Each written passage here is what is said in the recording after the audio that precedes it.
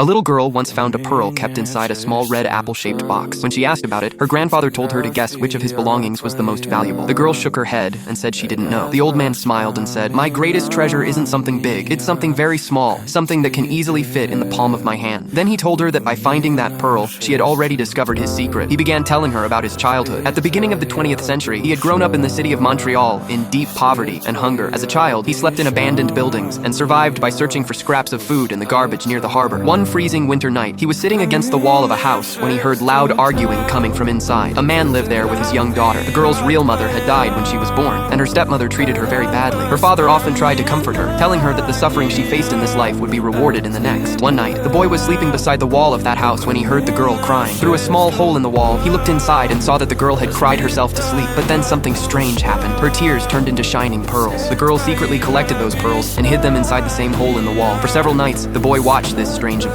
Finally, one night, he reached through the hole and took a few pearls. He took them to a strict pawn shop owner. The shopkeeper looked at the pearls, but when he heard the boy's story, he laughed at him and chased him away. Later, however, the shopkeeper took the pearls to a jeweler to have them examined. The jeweler said the pearls had a faint scent of the ocean, but he couldn't understand their true origin. When the shopkeeper told him they were made from a girl's tears, the jeweler remembered some old religious stories. He said that in ancient legends, even Eve's tears were said to turn into pearls. The jeweler declared the pearls priceless and even offered a diamond in exchange for them. The next day, the shopkeeper gave the boy $1 and told him to bring more pearls. The boy used that money to leave small gifts at the girl's door, but that night the girl didn't cry, so no pearls appeared. The shopkeeper became furious and beat the boy, saying he had ruined the opportunity of a lifetime. On the seventh night, the girl finally cried again. This time, the boy found 2 pearls, and he was given a lot more money. Soon, the boy began returning again and again to steal the pearls. Each time, the shopkeeper paid him more and became increasingly greedy for the mysterious pearls. The boy started buying good food and clothes with the money, but his guilt also grew stronger. One day when he returned, he discovered that the girl's father had died. That night, the girl cried for the last time. By morning, she and her family had left forever. The boy broke open the wall and took all the pearls hidden inside. He put them in a box and went to the shopkeeper. He said, "If you fill another box with $100 bills, I'll give you all these pearls." The greedy shopkeeper agreed, but that same day, the jeweler received a large shipment containing thousands of pearls exactly like those. After examining them, he discovered they were simply plastic pearls made in Japan. Meanwhile, the boy had already taken a huge amount of money from the shopkeeper and left the country. He kept only one pearl with him as a memory.